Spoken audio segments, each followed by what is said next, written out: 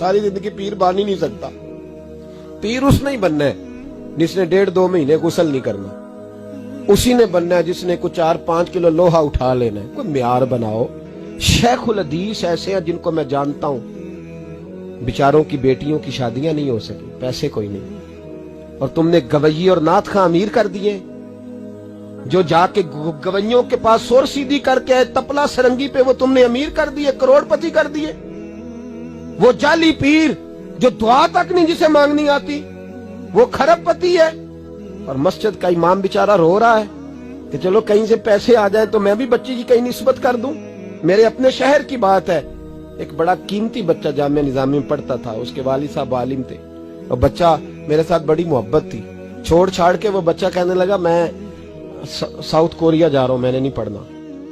दूसरे तीसरे साल से छोड़ गया। उसके अब्बा ने मुझे फोन किया कि आपसे बड़ी अकीदत रखता है, आप इसको समझाएं। मैंने फोन किया, मैंने कहा बेटा तू पढ़। कहने लगा हजरत साहब अब्बा जी 35 साल मस्जिद में रहे हैं, मेरी बहनें इस तरह की हैं कि शायद कभी गैर महरम को मेरी बहनों ने भी ना देखा हो।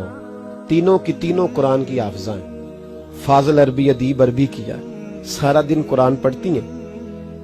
थक गया मेरा बूढ़ा सफेद दाढ़ी वाला आलिम बाप रिश्ता ढूंढते पर रिश्ता नहीं मिला, क्योंकि हम मस्जिद की छत पे रहते हैं। एक बीबी रिश्ता देखने आई थी, और जब वो छत पे चढ़ने लगी, रिश्ता दिखाने वाली उसको लेके आई, छत पे चढ़ने लगी तो चढ़ते चढ़ते कहने लगी ओहो ये मस्जिद में रहते हैं,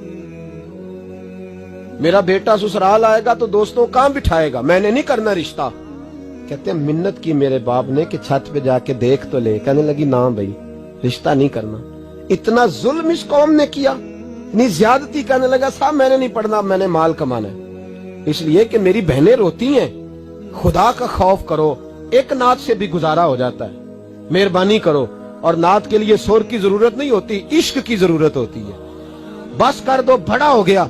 मदारस के बच्चों को वो रोटी खाने को मिलती है जो मैं और आप खाएं तो बीमार हो जाएं, बीमार हो जाएं, जो मदारस के बच्चों को रोटी खाने को मिलती है। और इनको जिस तरह इनका इस्तेसाल किया जाता है, लाइनों में लगा के इन्हें खैरात की तरह खाना दिया जाता है, और जो इन बेचारों का अशर होता है, 100 रुपया खत्म के बाद जब चौधरी साहब देते हैं तो 200 वो बातें भी सुनाते। ये जुल्म कर रहे हो। रबीउल अव्वल आएगा तो यहाँ जनाब मेले लगेंगे, और यहाँ हालत ये होगी कि 25,000, 50,000, 60, कहां से आया तुम्हारे पास पैसा? यहाँ लुटाने के लिए पैसे हैं। और मस्जिद का इमाम मिन्नत करे 6 साल के बाद भी कि 2,000 बढ़ा दो, तो कहते कारी साहब इतने पैसे नहीं जमा होते।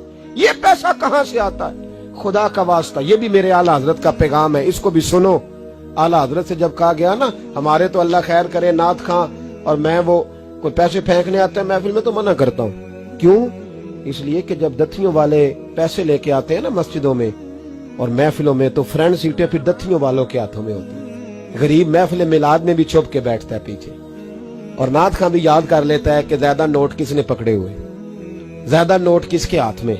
वो फिर कहता है हाजी साहब है शेर तुहाडी नजर जे।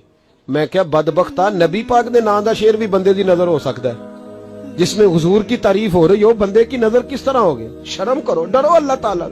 सिर्फ दौलत की खातर ये भी फिक्र रजा है, करूं मद है अहले दुवल रजा, मैं करूं मद है अहले दुवल रजा।